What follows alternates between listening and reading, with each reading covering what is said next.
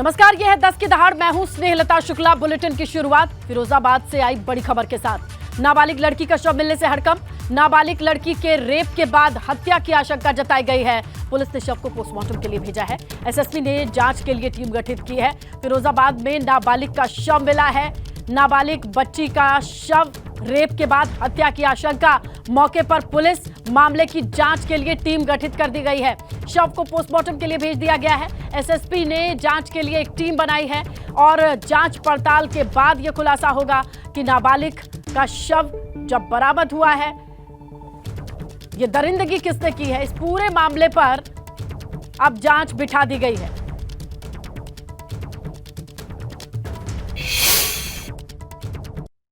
एक चेरी के खेत में एक लड़की का शव पड़ा हुआ है। इस सूचना पर तत्काल थाना प्रभारी पहुंचे, सभी वरिष्ठ अधिकारीगण पहुंचे। शव को पंचायतनामा भर के पीएम के लिए भेजा जा रहा है। इसमें 3 टीमें लगा दी गई हैं। बहुत जल्दी घटना का खुलासा किया जाएगा और जिस भी तरह के इसमें हमारे पास मेडिकल रिपोर्ट आएगी, उसके बेसिस पे आगे की हम कार्रवाई कराएंगे। सब मिला है तो ये सब बेटी का है।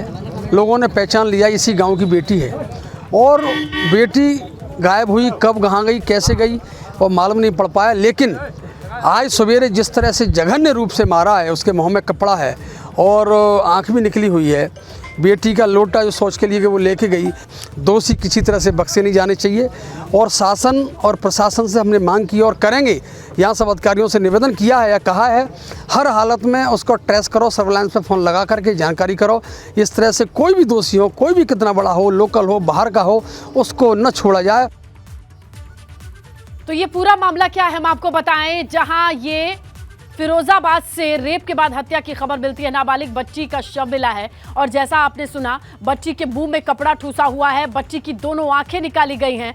क्षत विक्षत हालत में शव मिला है। ऐसे में जिसने भी नाबालिग लड़की की मौत के घाट जिसे उतारा, उसके गले में दुपट्टा लिपटा हुआ है। बताया जा रहा है कि शॉर्ट्स के लिए नाबालिग खेत गई हुई थी और वहां से शव मिला है। अब एसपी ने कमेटी गठित कर दी है। गांव वालों ने शव देखने के बाद पहचान की है, शिनाख्त की है और इस पूरे मामले पर दरिंदगी के बाद हत्या के इस शव को देख करके लोगों की रूह कांप उठी है। अब जांच की बात सामने आ रही है। नाबालिग बच्ची शॉर्ट के लिए खेत गई थी, ये बात प्राथमिक तौर पर लोगों ने पुख्ता की है। बच्ची के गले में दुपट्टा मिला है। बताया जा रहा है कि उसके मुंह में कपड़ा ठूसा हुआ था, उसकी आंखें निकाली गई हुई थी और बहुत बेरहमी से उसे मारा गया है। गांव वालों ने किसी ने भी शव को देखा, उसकी रूह कांप उठी। और अब ये सवाल सबके जहन में है कि समाज में, गांव में ऐसे दरिंदे आखिर हैं कौन और क्या उन्हें अधिकार है उनके बीच में रहना। सामाजिक तौर पर एक आम इंसान की शरीर में ऐसे भेड़ियों का जिंदा रहना, साथ रहना कितना खतरनाक हो सकता है, अंदाजा लगाइए। जहां किसी बच्ची को इस तरीके से कोई हैवानियत करके मौत के घाट उतार दे, उसकी आंखें निकाल ली, मुंह में कपड़ा ठूसा हुआ, गर्दन पर दुपट्टे का निशान और इस तरीके से मारा गया बच्ची को कि गांव वाले शव को देख करके कांप उठे हैं। इस पूरे मामले पर अब जांच की बात कही जा रही है। बहुत जरूरी है ऐसे लोगों का पता लगाना जो इस हद तक इंसानियत से दूर हैं। ऐसे भेड़ियों के लिए अब पुलिस की टीम गठित की गई है। शव खेत से मिला है, लेकिन शव की हालत देखने के बाद लोगों की रूह कांप उठी है। नाबालिग बच्ची के गले में दुपट्टा मिला है और लोगों ने यहां पर बताया कि बहुत बुरी तरीके से उसे मारा गया है। और उधर केंद्रीय मंत्री स्मृति ईरानी ने दुकान पर रुककर चाय पी, समोसे के साथ मिठाई भी खाए। अमेठी लोकसभा चुनाव में चौपाल करने के बाद केंद्रीय मंत्री स्मृति ईरानी लौटते वक्त मिठाई, चाय, समोसे की दुकान पर रुक गईं। दुकान पर मौजूद आम लोगों से बातचीत की, उनका हाल चाल जाना, वहां मौजूद लोगों के साथ चंद्रकला नाम की मिठाई खाई। इतना ही नहीं, गरम गरम समोसे कार्यकर्ताओं को भी खिलवाया। स्मृति ईरानी ने सांसद चुने जाने के लिए लोगों का आभार भी जताया।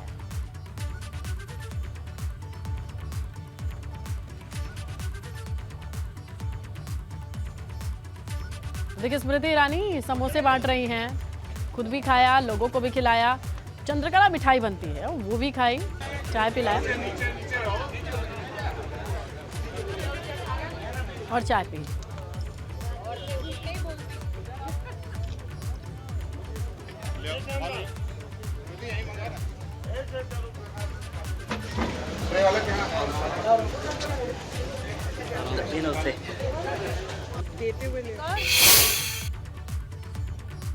चलिए आगे बढ़ेंगे, बात करेंगे। बरेली से खबर है जहां पर 6 साल की बच्ची की गवाही पर कातिल को उम्र कैद की सजा हो गई। पिता के हत्यारे को 1 साल के भीतर उम्र कैद की सजा दिलाने का यह मामला सामने आया है। प्रेमी के साथ मिलकर मां ने इस हत्या को अंजाम दिया था। बच्ची के सामने ही पिता की हत्या की गई थी। कोर्ट ने उम्र कैद की सजा के साथ 40,000 का जुर्माना लगाया है। यह मामला है 2 जून 2022 को संजय गुप्ता की हत्या हुई थी। संजय गुप्ता की पत्नी ने ही प्रेमी के साथ मिलकर हत्या की थी। बच्ची ने बताया कि मां ने पिता को पहले खाने में नशे की गोली दी, बेहोश हो जाने पर चुनरी से गला घोंट करके मार डाला और इसी बच्ची की गवाही के बाद उम्र कैद की सजा हुई है।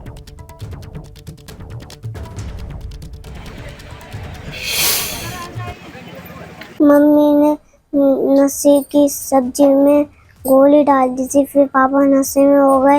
मम्मी ने चुन्नी से फांसी लगाई, फिर अब एक तरफ से अब्बास ने खींचा, एक तरफ से मम्मी ने।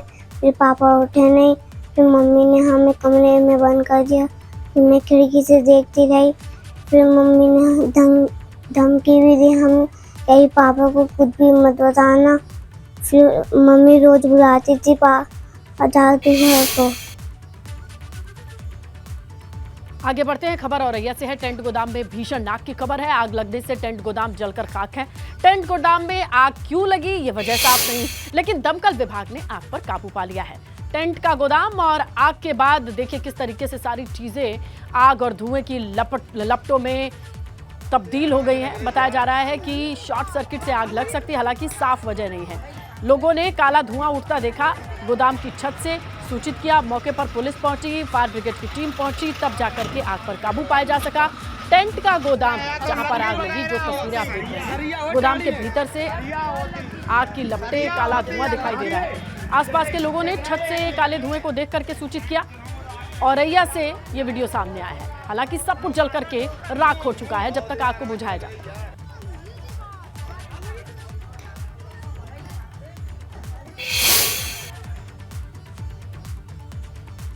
उधर उन्नाव में मशीनरी स्टोर में भीषण आग की खबर है। मशीनरी स्टोर में आग लगने से हड़कंप मच गया। आग की लपटें इतनी तेज थी कि आसपास के दुकानदारों में दहशत देखा गया।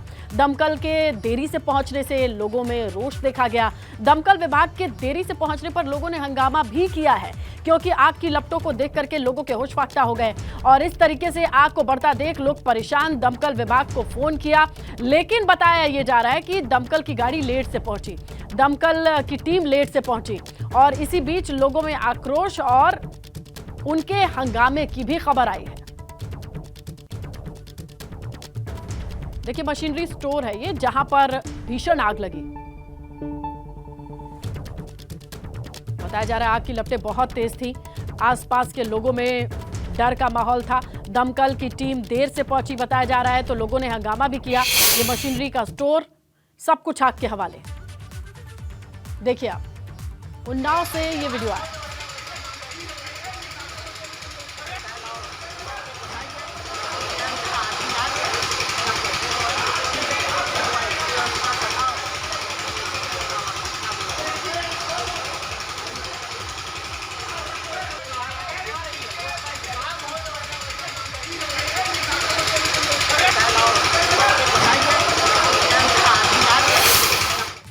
और देखिए आज से बसपा की मंडलवार समीक्षा बैठक की शुरुआत हो गई है। आज लखनऊ और अयोध्या मंडल की समीक्षा बैठक होनी है।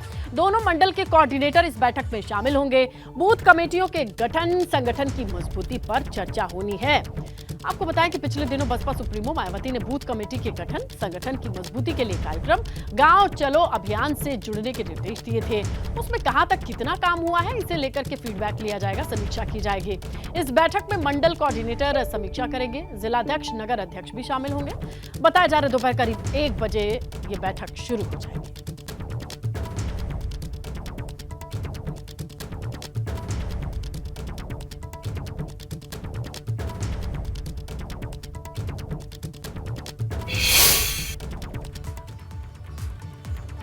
तो देखिए मायावती के सामने क्या क्या चुनौती है। चुनौती ये है कि 2024 लोकसभा चुनाव से पहले बसपा फिर से मजबूती की तरफ आए, ये ध्यान रखना है।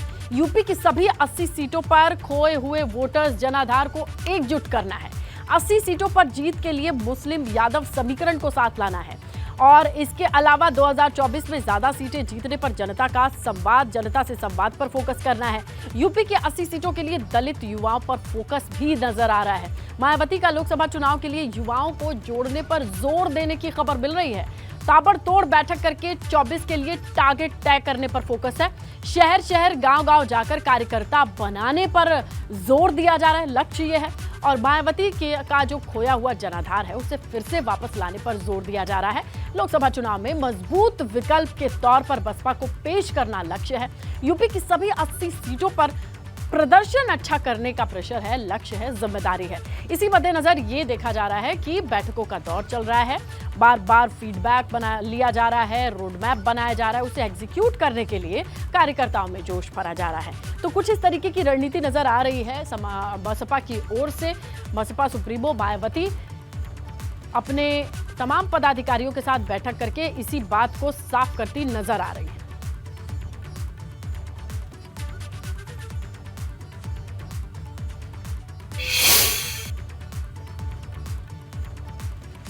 और अब बात प्रदेश में छिड़े राजभर बनाम राजभर वाले घमासान की। एक दूसरे के धुर विरोधी अनिल राजभर, ओम प्रकाश राजभर महाराजा सुहेलदेव विजय दिवस पर अपना शक्ति प्रदर्शन करेंगे। दोनों गाजीपुर में अलग अलग कार्यक्रम में शामिल होंगे। सुबह 11 बजे सुबसपा अध्यक्ष ओम प्रकाश राजभर सोनहरिया गांव में महाराजा सुहेलदेव की मूर्ति के पास विजय दिवस मनाएंगे। तो वहीं दूसरी तरफ दोपहर 2 बजे मंत्री अनिल राजभर RTI कॉलेज प्रांगण में आयोजित महाराजा सुहेलदेव विजय दिवस के कार्यक्रम में शामिल होंगे।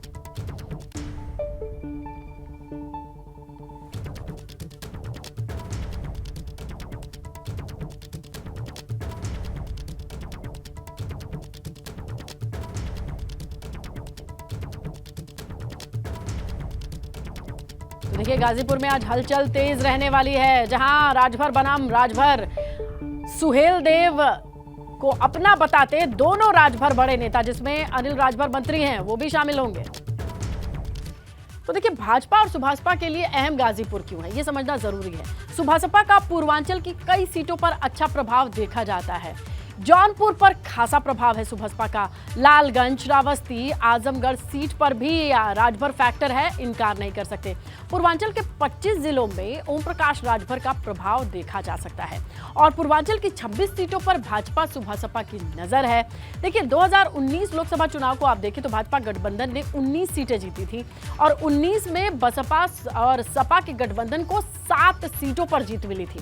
आजमगढ़ लोकसभा उपचुनाव में बीजेपी ने जीत हासिल की थी, लेकिन अगर देखा जाए पूर्वांचल का फैक्टर तो ये किसी से नहीं छुपा है कि सुभासपा का प्रभाव क्षेत्र है राजभर। और जिस तरीके की राजनीति ओम प्रकाश राजभर करते हैं, छोटी बड़ी जातियों को गिनवा करके, बता करके,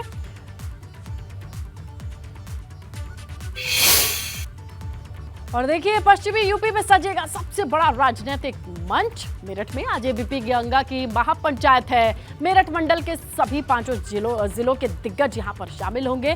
सांसद, विधायक, मंत्री आपके सवालों का जवाब देंगे। सुबह 11 बजे से शुरू हो जाएगा मेरठ महापंचायत लाइव।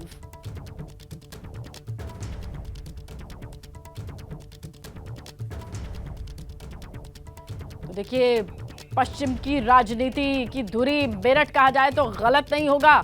वहां पर अब मेरठ मंडल के तमाम दिग्गजों का जमावड़ा लगने वाला है। सीधा लिए चलते हैं हम आपको मेरठ, जहां पर महापंचायत की तैयारियां लगभग पूरी हो चुकी हैं और उस पर नजर बनी हुई है। 11 बजे का वक्त अब ज्यादा दूर नहीं है, 43 मिनट का वक्त रह गया है। सनुज पल पल की अपडेट दे रहे हैं, तैयारियां दिखा रहे हैं। अभी कैसी तैयारियां चल रही हैं सनुज, और बताएं, ज्यादा वक्त रह नहीं गया है अब महापंचायत में। देखिए 11 बजे जो एबीपी गंगा की महापंचायत है वो यहाँ पर शुरू हो जाएगी। और सबसे बड़ी बात यह कि देखिए पश्चिम उत्तर प्रदेश की जो राजनीतिक दूरी है वो मेरठ को कहा जाता है और मेरठ में पश्चिम उत्तर प्रदेश के जो तमाम दिग्गज हैं वो तमाम दिग्गज यहाँ पर जुटेंगे। सीधे सवाल होंगे, नेताओं से जवाब लिए जाएंगे, चाहे पश्चिम उत्तर प्रदेश के विकास की बात हो, चाहे प्रदेश के विकास की बात हो, चाहे गन्ना किसानों की बात हो, चाहे बेरोजगारी की बात हो, चाहे नौजवानों के रोजगार की बात हो, बिजली समस्या की बात हो। तमाम ऐसे मुद्दे हैं जो यहाँ पर रैली जा रहे हैं। और सबसे बड़ी बात यह कि आप देख रहे हैं कि चाहे किसान आंदोलन की बात रही हो या पहलवानों के आंदोलन की बात रही हो, जिस तरीके से वो पश्चिम उत्तर प्रदेश से निकलकर 4 स्टेट तक पहुंचा, तो तमाम ये मुद्दे होंगे, गहन चिंतन होगा, मंथन होगा। 24 की चौसर पर भी बात होगी, युवाओं पर भी बात होगी, पश्चिम उत्तर प्रदेश के विकास पर भी बात होगी और कई बड़े दिग्गज नेता यहां पर रहने जा रहे हैं। केंद्रीय मंत्री हैं जनरल वीके सिंह, वो यहां पर पहुंचेंगे। इसी के साथ ही मंत्री नरेंद्र कश्यप भी यहां पर पहुंचेंगे। बागपत से विधायक हैं केपी मलिक और मंत्री हैं, वो भी यहां पर शामिल रहेंगे। ऊर्जा राज्य मंत्री हैं डॉक्टर सोमेंद्र तोमर, वो भी यहां पर शामिल रहेंगे। राज्य मंत्री दिनेश खटीक हैं, वो भी यहां पर शामिल रहेंगे। और इसी के साथ ही आजाद समाज पार्टी के राष्ट्रीय अध्यक्ष चंद्रशेखर आजाद भी यहां पर पहुंचेंगे। किसानों के आवाज उठाने वाले और भारतीय किसान यूनियन के राष्ट्रीय प्रवक्ता राकेश टिकैत भी यहां पर मौजूद रहेंगे।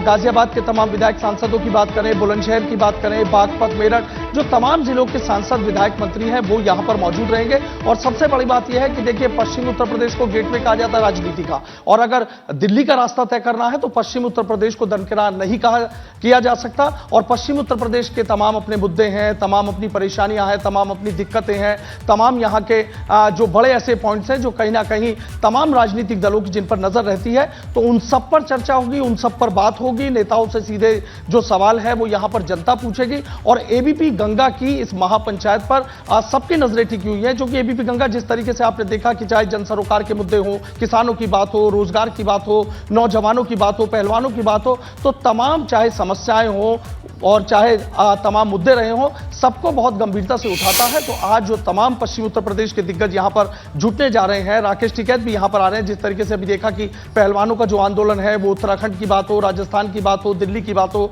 पश्चिम उत्तर प्रदेश की बात हो, तमाम स्टेट में भी गया। और पश्चिम उत्तर प्रदेश में महत्वपूर्ण मुजफ्फरनगर में भी पंचायत है, तो इस समय हॉट टॉपिक चल रहा है, इस पर भी उनसे राकेश टिकैत से बात होगी। और जिस तरीके से गठबंधन की बात की जाए कि राष्ट्रीय लोकदल का और समाजवादी पार्टी का गठबंधन है, तो उस गठबंधन का जो सारथी है वो आजाद समाज पार्टी भी है। और ऐसे में चंद्रशेखर आजाद भी यहां पर आ रहे हैं। तो संघर्ष की कहानी और किस तरीके से पूरे पश्चिम उत्तर प्रदेश में जो अब मिशन 2024 आ रहा है उसको किस तरीके से बीजेपी लेकर चल रही है और किस तरीके से तमाम मुद्दे होंगे उन पर भी बात होगी। नाम है जो पश्चिमी यूपी में जाटलैंड में अपनी अहम भूमिका रखते हैं। देखना यह होगा कि मंच पर सवालों के जवाब क्या देते हैं, क्या संदेश देने की कोशिश करते हैं दर्शकों को। नजर बना करके रखेंगे। सनुष, शुक्रिया तमाम जानकारी के लिए।